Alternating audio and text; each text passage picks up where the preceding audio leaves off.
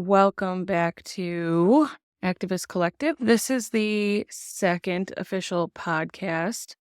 I was going to wait until tomorrow since I have a lot to do today, but I wanted to get jump on this because it takes me like 2 hours to figure out how to edit this stuff, and I appreciate your patience. A lot has happened since our last podcast. The first thing I want to touch on, of course, is the mid-air plane crash between the Apache helicopter and the passenger plane. It has been eluded by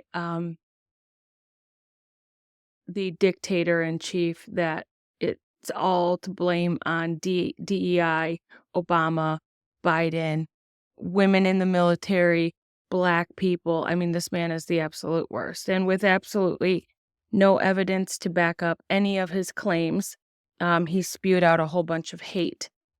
And I want to issue my condolences to every person's family who was on the plane, every military family whose loved one was on that helicopter. It is been written in the military times that there is a crisis in recruitment. Nobody wants to join the military. Their training hours for flight are far lower than they should be. And every time an Apache helicopter collides, which apparently is a big problem, 2003, 2004 were record high numbers for Apache helicopter crashes that killed military service members and our pilots. So every time one crashes, we lose a highly qualified and trained individual. I mean, who am I to say, but it sounds like we need to maybe look into getting some new helicopters. They say that those things are just one giant blind spot, and you're flying blind with the help of, spotters. And that's not real safe. Not safe at all. So our condolences obviously go out to those families. But what we want to also make clear on this podcast, because we don't back down from a fight, is that this is 100% the fault of Donald Trump, who during a very shaky time in a government's and in a country's period of time when governments are switching, he shook everything up. Instead of waiting for the dust to settle, he just started pulling jobs, pulling funding, freezing hiring, and he left a person in that control tower to do the job of two people. And we'll also, not gloss over the fact that Elon Musk, having his own problems with the head of the FAA, Mr. Whitaker, forced him out, right? So there was nobody to look over these positions to make sure that everything was going the way it should be going. Now, there is some rumor that there are going to be nationwide protests on February 5th, and that's going to be at your your state capitals. February 5th at your state capitals. And there's a multitude of reasons for people wanting to protest. Multitude of reasons. We are hearing talks of, we knew this was coming, friends, getting Obergefell in front of SCOTUS again, which is equal marriage rights. They've been gunning for that since it happened. And with Leonard Leo, with Russell Vogt, and that Paoletta guy winning their buyout of the Supreme Court, everything that stands for freedom is on the chopping block, including my marriage. My wife and I have been together for more than 20 years, married for like 18. We have a daughter. We have an 11-year-old daughter. And if they come after our marriage, I don't know what we will do at that point. Our ultimate goal, obviously, is to protect our daughter, right? And if that means fleeing this country and selling our house from another country, well, then that might be something we have to do. Because we don't want her growing up in a fascist state where her parents have no rights. When we had her, at least one of us had a right to her. And look, I don't need to get into the nitty gritty of it, but our goal is to protect our kid, as any parents would be. So we're watching that very closely. We are watching Elon Musk walk into the Office of Management and Budget and stick USB ports into these hard drives and collect personal information on military members, every federal employee.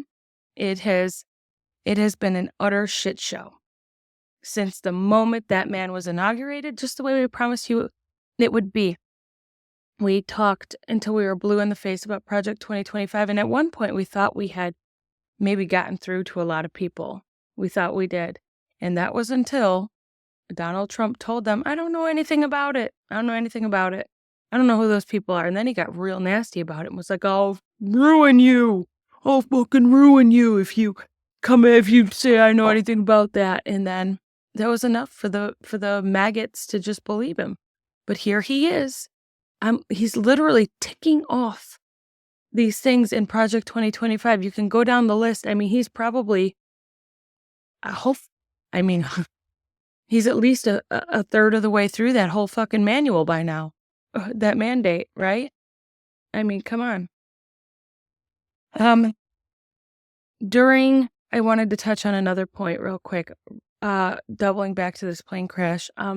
He was president in 2017, and in 2017, a program that helped to get people with disabilities into these federal jobs was entered, and he was the president, and it was that program that he is blaming that plane crash on. So I want you all to know that program was installed under his administration and remained unchanged under the Biden administration. So it is 100% his fault. If he's blaming it on that, then he's his own problem. The next biggest thing that I would like to talk about is the tariffs, okay? What he's doing is cruel. It is inhumane. It is unnecessary. And everything that he's blaming it on is a lie, okay? Canada has been our ally during when Pearl Harbor was bombed. Guess who jumped into action before the United States even jumped into action? Canada. When 9/11 happened, guess who came to our aid? Canada. When we just had these wildfires in California, guess who came and sent firefighters to help us? Canada and Mexico. And tariffs be damned, I bet you they'd do it again because they're good people. They are our allies. They are our friends.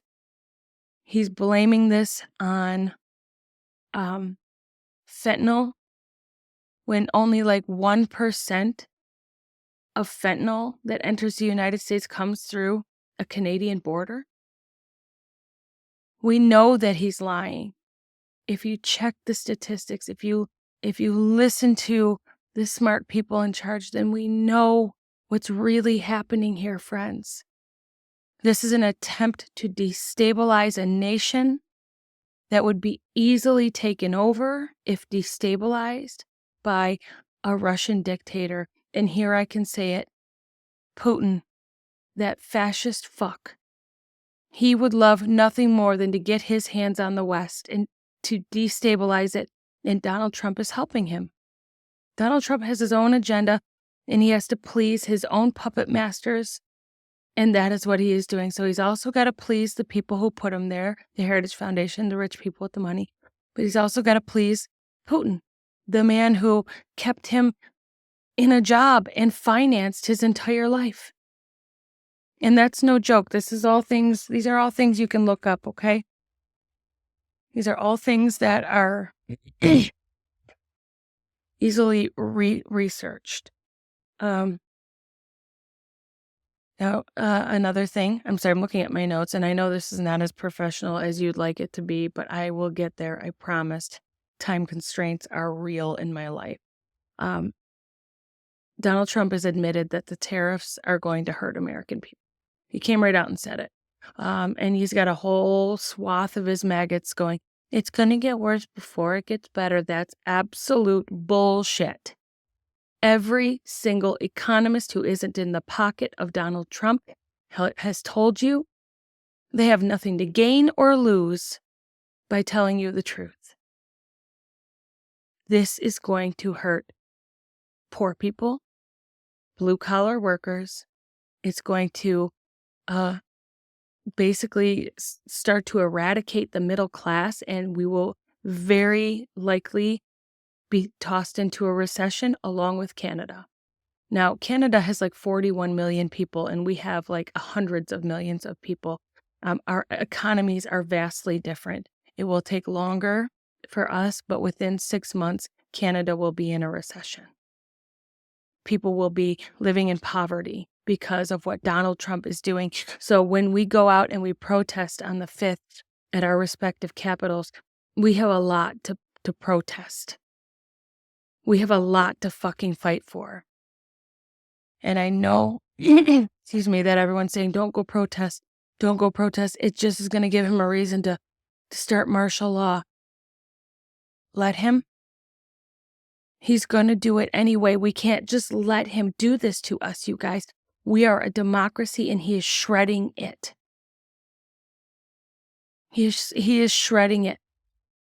Look at, this is another thing he's doing. A memo was just sent out by the Department of Transportation, issued under Donald Trump, that DOT grant funding will now be giving priority to areas where marriage and birth rates are highest.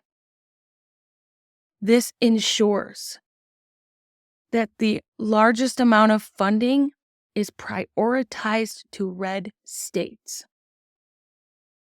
Red states, because, well, look at, we got the woke libs in the blue states going, I don't want to have kids. I'm already have kids. I would rather have, in the South, things are different. In certain places, things are different. Sometimes we just get married and start a family, and that's the way life is for some people, but not for blue states. It's very different. We also know that he wanted to prioritize FEMA funding to red states and withhold it from blue states if they didn't go along with his bills and things like that, and his EOs. Let's also I don't want to gloss over this either, that there was another plane crash. I know this is all over the place, friends. This is just a culmination of my weekly notes, okay? But there was another plane crash the day after. A jet carrying a child and her mother were flying back to their home country after having a successful surgery that saved this child's life, when this plane crashed down and burst into flames. I mean, just 7,000 pounds of jet fuel just in Northeast Philadelphia. People on the ground died. People on the plane died. There was a near miss. The day before the midair collision that was very eerily similar at the same airport. A passenger plane was coming in for a landing when an Apache helicopter got in the way. And the plane that was coming in for a landing and backing off the jets had to go back up. And these are dangerous maneuvers for these giant planes, friends. This is something that only a skilled pilot could pull off. So I want to say to you, and I want you to hear me, this is probably going to be one of the most important things that I say to you during this podcast, however long it ends up being. Do not get on an airplane if you do not have to.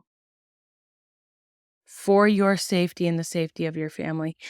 The FAA is being controlled by people who are unqualified. There are people there who are left to do the job who are overworked, who are being treated like shit.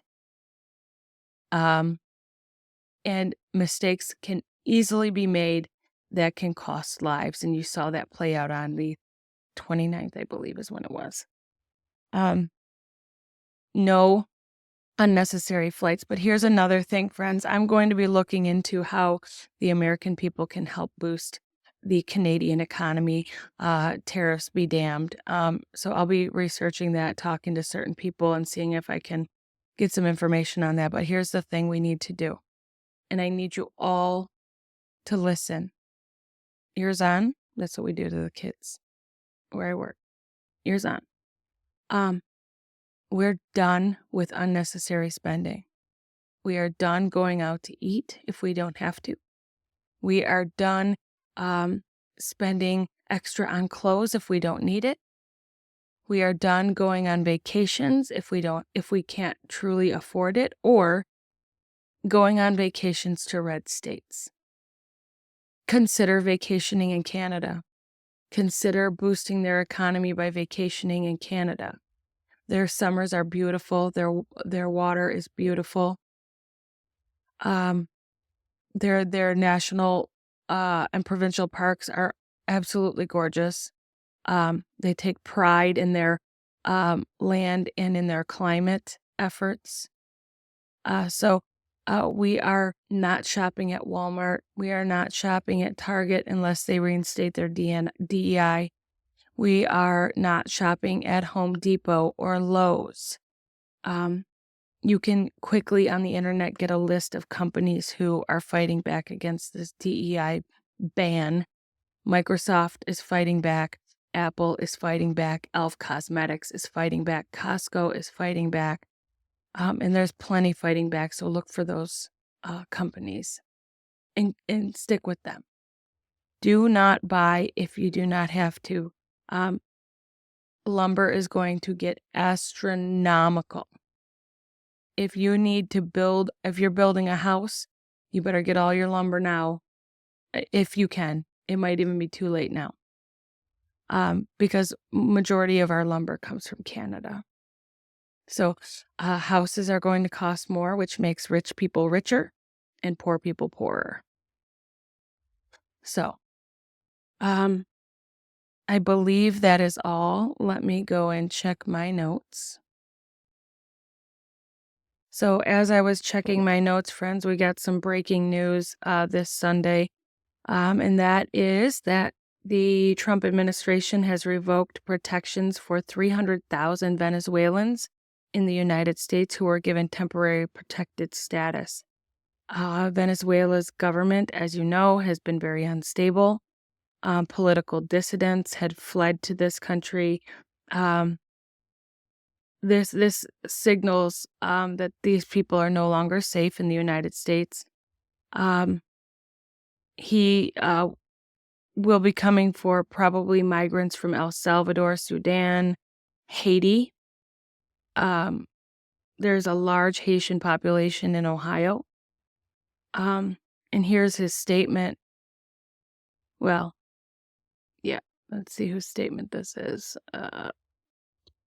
After reviewing the country's conditions and considering whether permitting Venezuelan nationals covered by the 2023 designation is contrary to the national interests of the United States, in consultation with the appropriate U.S. government agencies, pause.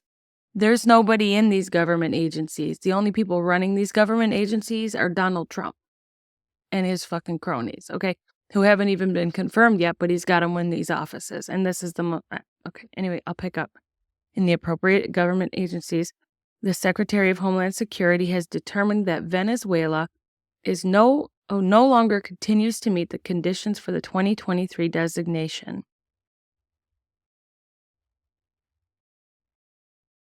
I don't understand how he can be so cruel. I mean, you gotta be a sociopath, which he clearly is, a malignant narcissist, which encompasses sociopathic tendencies. I hope that you have gotten your hands on that book on tyranny and that you're reading through it. Let me know in the comments what you think of it. This is really sad, friends. I want to say don't worry about this man issuing martial law, but he's going to do it regardless, and we can't just take this. We can't just sit back and do nothing. So please remember that they are planning a mass protest at your capitals on the 5th.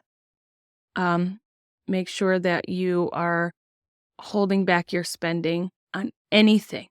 And I will get back to you guys in one way or another about how we can help to boost the Canadian economy in some way or another, because what he's doing is literally it's inhumane. It's punishing a country who has been there for us in our darkest times. So everybody, do your best to stay on top of the news. You can't bury your head in the sand at this time. I know it's hard. Follow Midas Touch, follow the people you trust, and stay away from legacy media. We'll talk soon.